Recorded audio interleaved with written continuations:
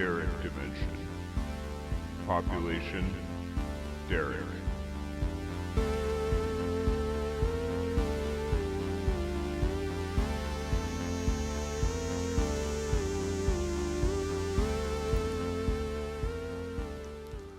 Okay, take two. I started crying uncontrollably.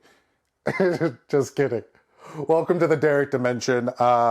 This is a take two, but we never really left. The episodes are still out there. Over the last 2.5 years, every once in a while, I put out another video. I put something out, but I haven't been active with the Derrick Dimension.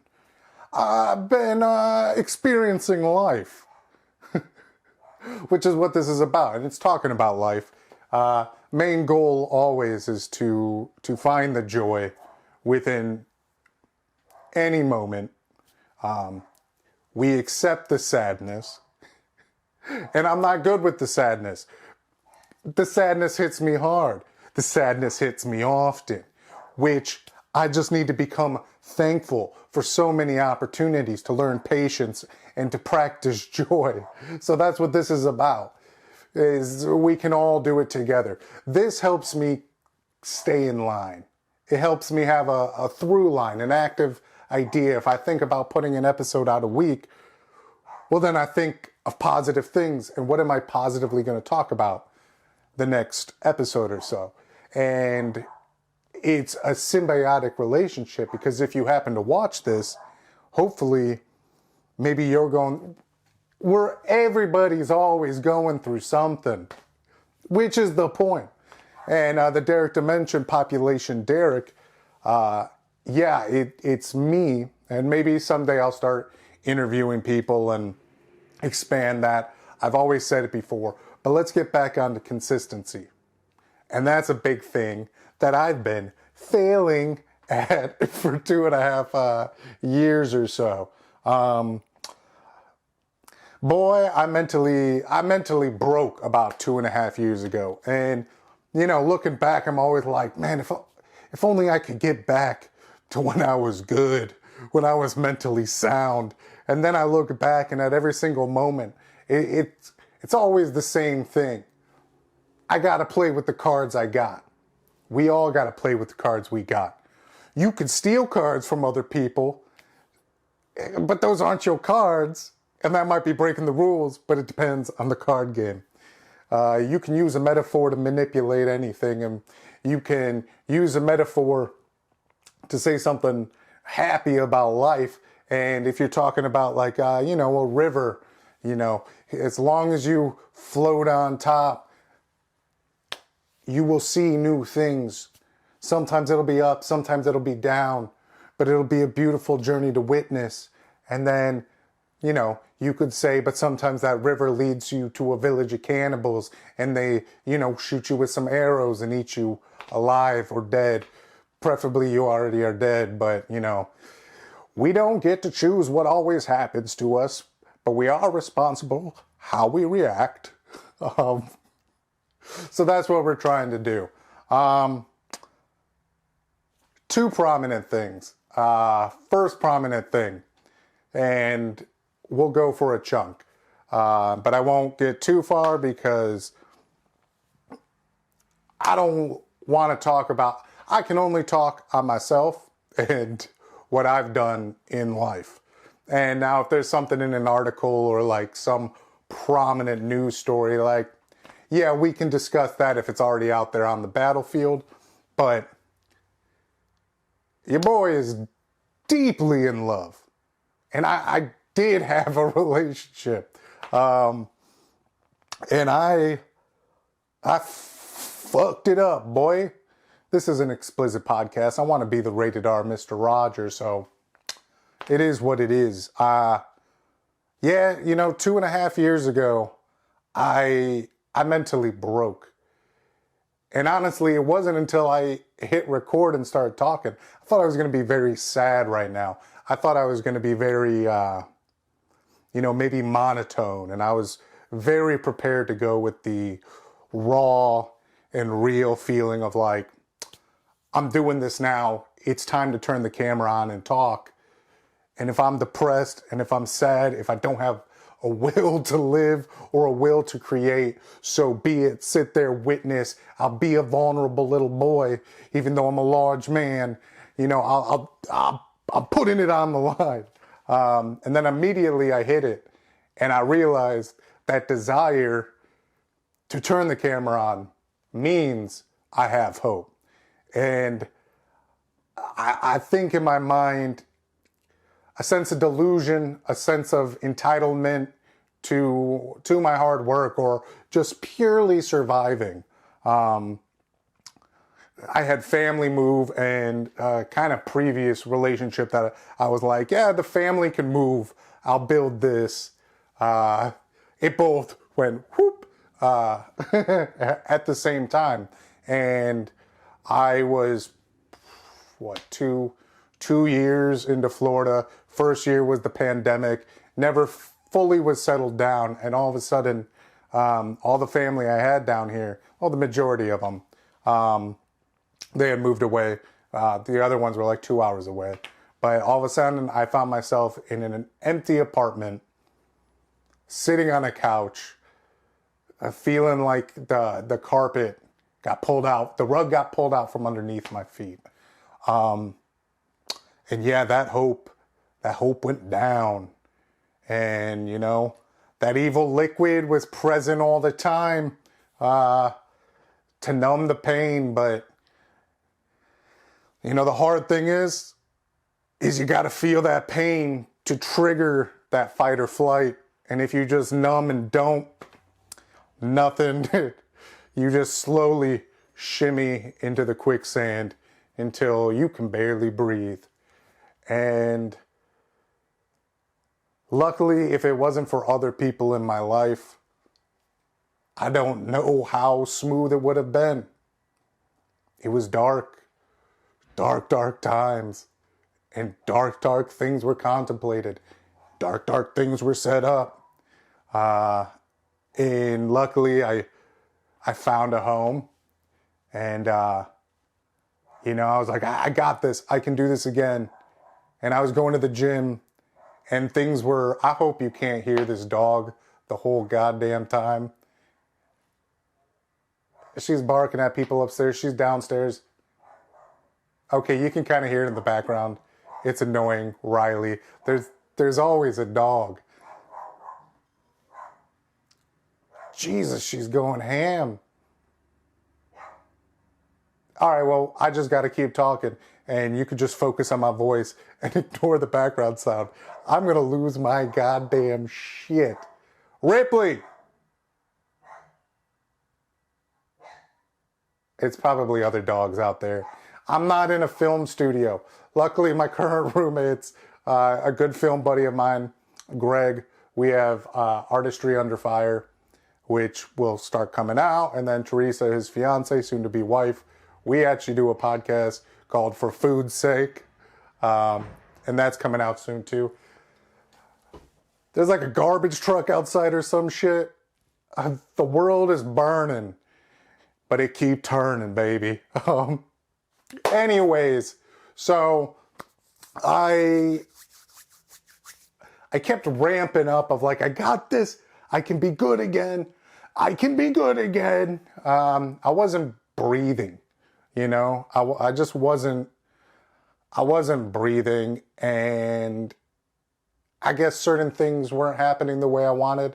I was looking for new employment, and that was a whole buttload of fuckery, and a buttload of fuckery. A bleep, bleep, bleep, bleep. I don't know. I felt my own sense of romantic loneliness. And even though I was in a new safe place, I mean, there was other situations involved with that, but I started falling apart again. And then I was actually house sitting, and I was house sitting at a place, and I just started fucking spiraling. I was there for like a week, and once again, I felt alone in an empty place. And the crack cracked harder. And there was a girl who I was friends with. I mean, did things with, knew for a good long while. And I was attracted to her.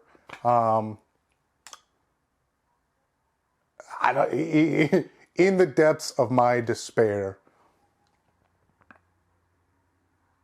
I had a feeling that she can only do good for me. I was like, maybe she can save me. And she did bring me joy. She brought, things were pleasant when I was around her. Smart girl, beautiful girl. And it wasn't until we began having a relationship that I didn't fully realize how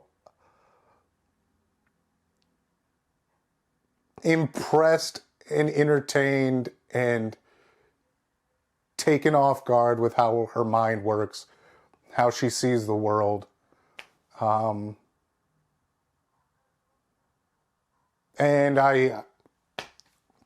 we started spending a lot of time together. And things were serious and real. And honestly, in the beginning, I wanted it. And I got it. and it was good. And everything for me going up to that, I don't know why she gave me the time of day. She did, but I was looking for employment. My finances weren't peachy. They weren't peachy at all.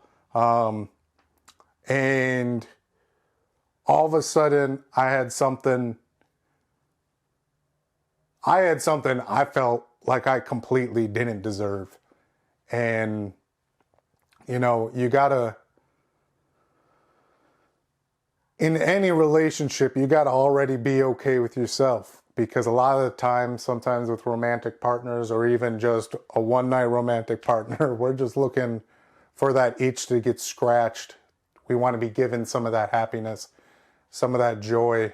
But at the end of the day, if you got too much self-hate going on, that manifests in a million different ways that do not create a healthy relationship. And I sunk that battleship. And you know what? She was still kind to me after things broke off. Without details, we were still kind of around each other regularly. And she was still very kind to me. And she gave, looking back, and I mean, I already knew it, she gave me all the tools and all the support that she gave me a game plan that could have just balanced all aspects of my life out. She was supportive about any idea I had or would do, and game plans, smart, strategic girl. And, I showed up a big, dumb buffoon, unorganized, out my goddamn mind. I think my strongest trait is that I am full of love. And that's something I'm going to try to do going forward in my life. Is I have a hard time having love for myself. Sometimes I'm completely manic and I am like, I'm a fucking god. But majority of the time I absolutely am judging myself. And throughout the relationship, it turned very marriage-like very quick, which is unfortunate, but everything happens the way things are going to happen.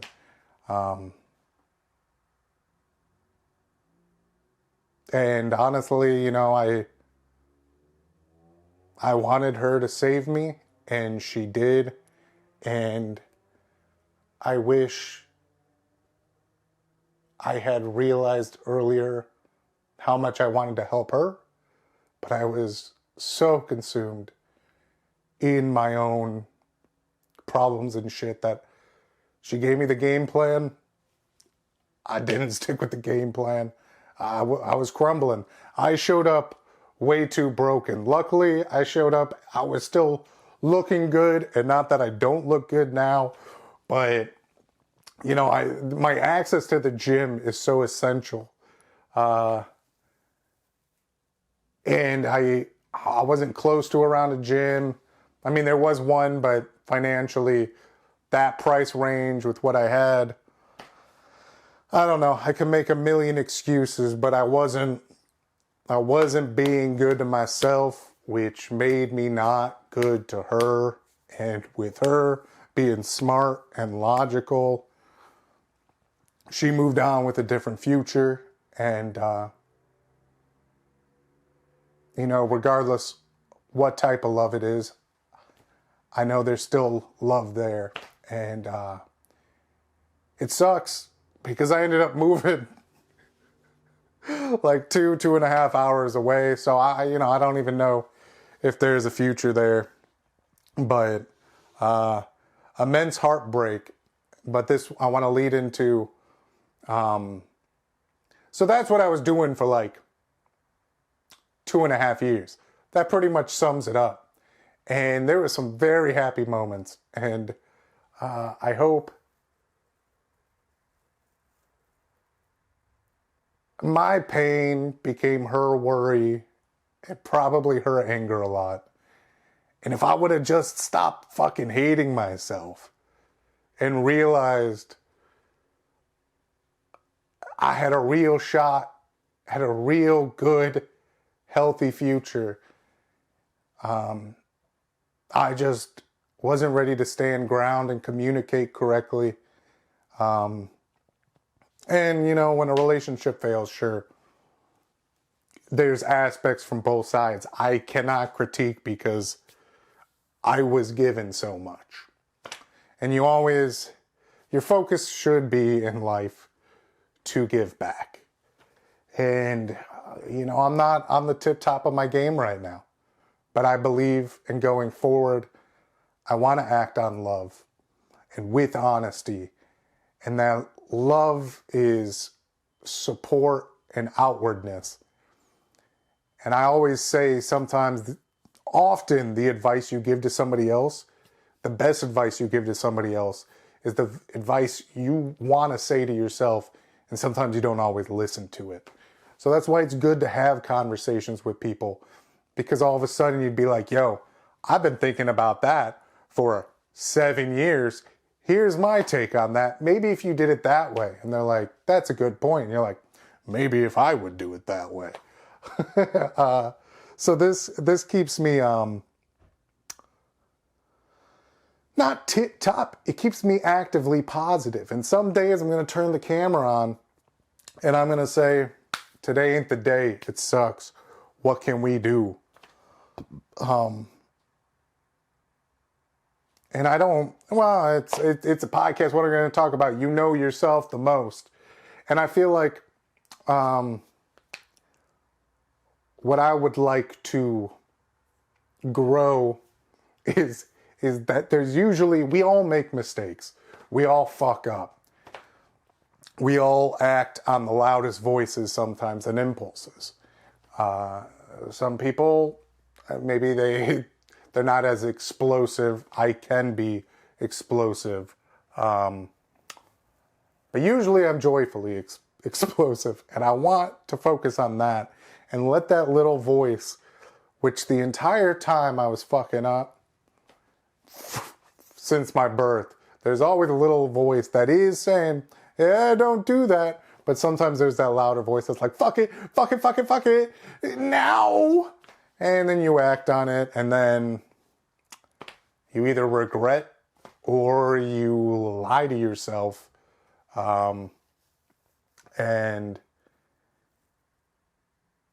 And you continue, and you excuse it, and you do it again and again and again and again.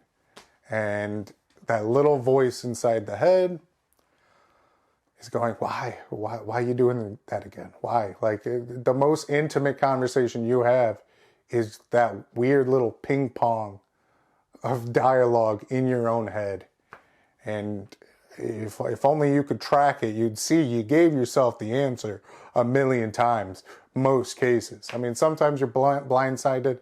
Sometimes you don't know the details of outward situations and things. But usually your little voice knows you're fucking up and you succumb to what is usually a quicker release or what may be, but anything worth having is worth working for. And patience and consistency is what delivers the good. And sometimes the bad comes out of nowhere, and having a solid foundation is how you can react as well as possible. And I've always said about building a solid foundation in this. And it's not starting over again. It's a whole goddamn journey, but it's ups and downs. So I want to act forward with love and joy. And I do have heartbreak, but something I've been ruminating on is feeling joy that hopefully she's happier. Hopefully she feels safer. Hopefully things are better. Because all I want is her happiness and safety. And I love her so much that, and of course, I fought to stay in the picture. I want to be a part of that happiness. But the thought of her being happy and safe does fill me with immense joy. Like a pure, loving joy. Now, of course, it's like you're walking onto a deck or onto a springboard or something. You're like, this is beautiful. Look at this sight. And then you plummet down because you get consumed by the want of, I want to give her that happiness. I want to give her that joy. But I believe that's what love is that by any means necessary, their happiness and safety. And I know what would make her happy is my happiness and safety. That's all she ever wanted. And she really provided it. And your boy fucked up. So, like, let's all learn together how to be decent again. Because you're never a piece of shit. But, I mean, you can be a piece of shit. And I was a piece of shit. Very, very quite often. And you're only a piece of shit if, number one, you know why you're a piece of shit and don't do anything about it. Or number two, you're a piece of shit and you lie about it. And number three, if you're a piece of shit and you just don't care. Then you are a piece of shit. But you always have the possibility to flip it back on, try, and, not be a piece of shit. You could be a good person. Even the worst people can become good people. You might not be able to make up for your sins, but there's always opportunity to spread good. Only 23 minutes, and this can be like let's go for like 40 or a half hour. Hopefully all the batteries stay on. Maybe we should shoot for a half hour because I restarted at like 3 or 4 minutes. We'll see. We're figuring this out. I mean, nicer camera. There's lights. I'm using the same old backdrop because originally it looked like I was just being held hostage. Like I had to deliver a message and there was a gun on the other side. Which maybe this does too, but at least there's the space behind, bro. I should definitely toss in some like science-y episodes and things and just talk about cool stuff. But yeah, this is just being honest, being open, jump starting again. And it will continue. You have to say it will continue because consistency. That is the biggest focus. And I haven't been good at it, but I think I don't know. I always said survive and thrive. I've survived. And I've survived a lot. And there's people who have survived way worse. But, I eventually got to a point,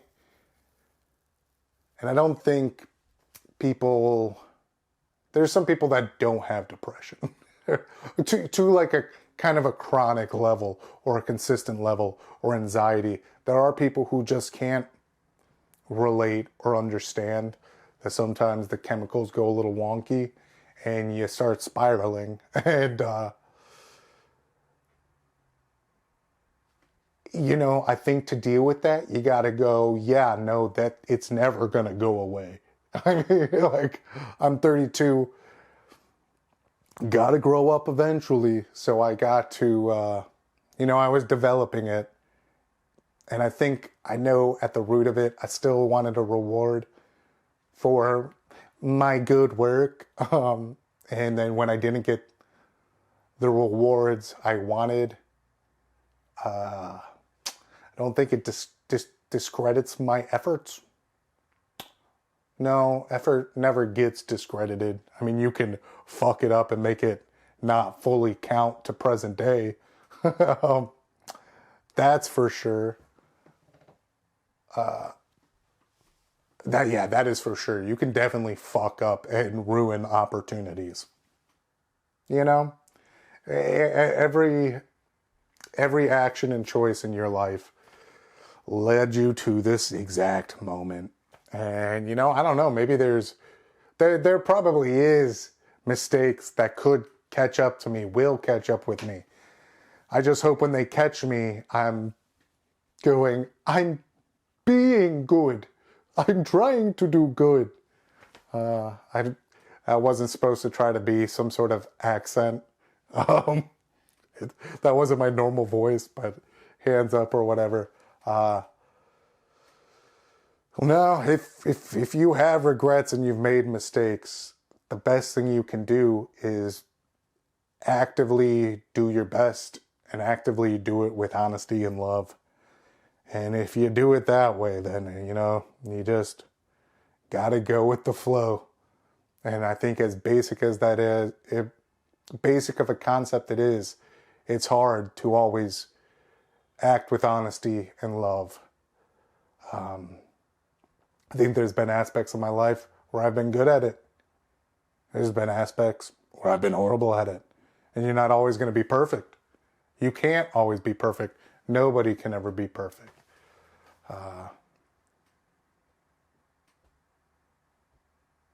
Honesty and love. I gotta put more respect on that and make that the new motto. Not survive and thrive. Because, I did say it at some point, but I did all this surviving. And I had opportunity to thrive. And there hasn't been much thriving, bro. But maybe that's what this is. Maybe that's what this chapter is. But you gotta also survive at the same time and thrive. And the surviving is an easy thing. Just wake up in the morning. And sometimes that's not your choice. But there are aspects how you can keep that happening as much as possible. So definitely give yourself all the credit in the world if you struggle with that. But you can't expect everybody to give you cookies for doing it if you're not working on the thriving part. And that's what I realized. I had episodes, which we'll bring it back, suicide jokes. All of a sudden it didn't get so funny for a period of time, for a long period of time. And luckily, damn. Look, if you have a lover, a partner, be open and honest, but don't explode your shit. And I was exploding my shit, panicking, worrying. But I got it out of my system. That's a weird thing. I don't want to sacrifice her, and she's going to be okay. She is okay. I didn't cause, there was some destruction. I don't know.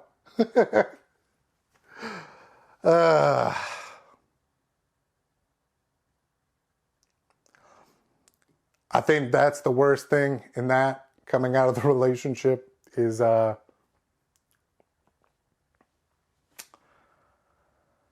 don't want her sacrifice of time to be for nothing, because she saved me, she helped me, and there's a lot of bad aspects of me that I don't feel active within me.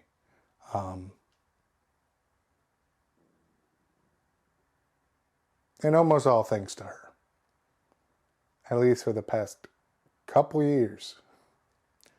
So I need to journal again, but I remember when things did end, I wrote that I don't want to be the kind of person who could cause pain and disappointment into somebody like that. Somebody who I respect and love so much.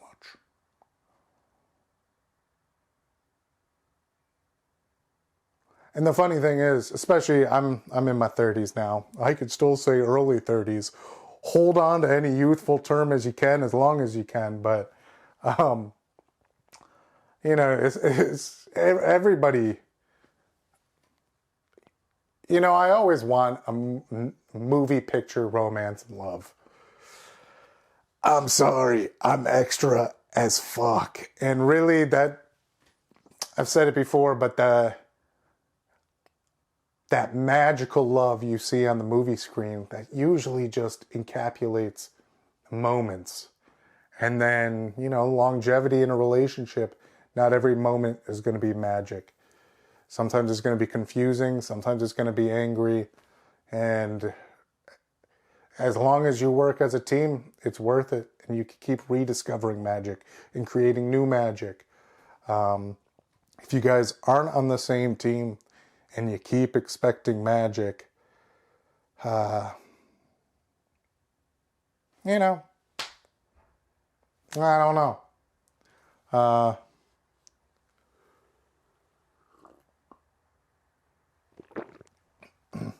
I don't know. It is one of those things where, and I've done some dating, a handful of it, and I don't know. My heart's open. It's got somebody else's name on it right now, and I'm the kind of dumbass that would be on a date and be like, "Oh hell no, I'm not over her." But like, this is a great time, and you're beautiful. Like, ooh. And I kind of, there might have been a couple times I've already said that, and I don't know. Sometimes you got to pick and choose when you're going to be honest, but I'd rather, I don't know. You should never need a relationship. So I don't really need a relationship right now. I am focused on trying to make myself the best me while hopefully being good for others and towards others, and with an open heart and an open mind. Opportunities are out there. I was going to say endless. Your boy ain't that good. But no, we got to grow strong. Let's see, we're at 33. Yeah, we can hit 40 minutes. So I'm in a brand new fucking area. And I've only lived in Florida for 4.5 years, maybe 5. No, maybe like 4. And I swear it feels like I've lived several lifetimes. I mean, this is my 4th place I've lived since being down here. Went through 3 cars.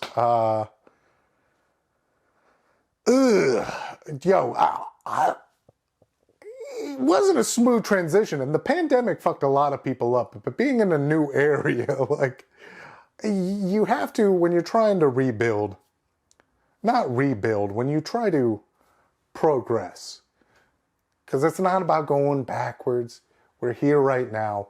Where can we go with what we got? you gotta, like, sometimes you look back and be like, I was freaking the fuck out. I was stressed. And when you look at it, you go, yeah, no, that it is logical for, there was definitely the opportunity to lose my goddamn mind. And I did. And you got to forgive yourself.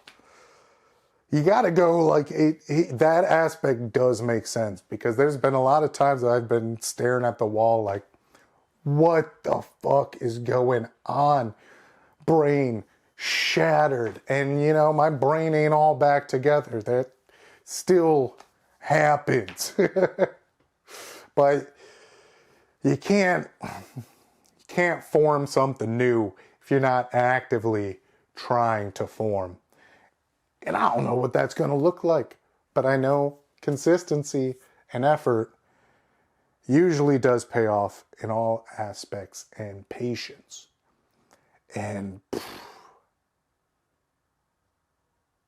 when I started this podcast, I thought we could go to the moon. And there is an aspect of feeling of stupidity, of 32 turning the camera back on and trying again. But they always say sometimes you got to look stupid before you get good. And maybe I never get good. But like I said, this is a tether to positivity for me. And it has a possibility of being good for others. So if I look stupid, if it don't do anything, I just want it out there, because I feel actively engaged, and it's out there for an opportunity for somebody else to either listen, contemplate, and maybe, you know, have some kindling to their fire that they're trying to burn.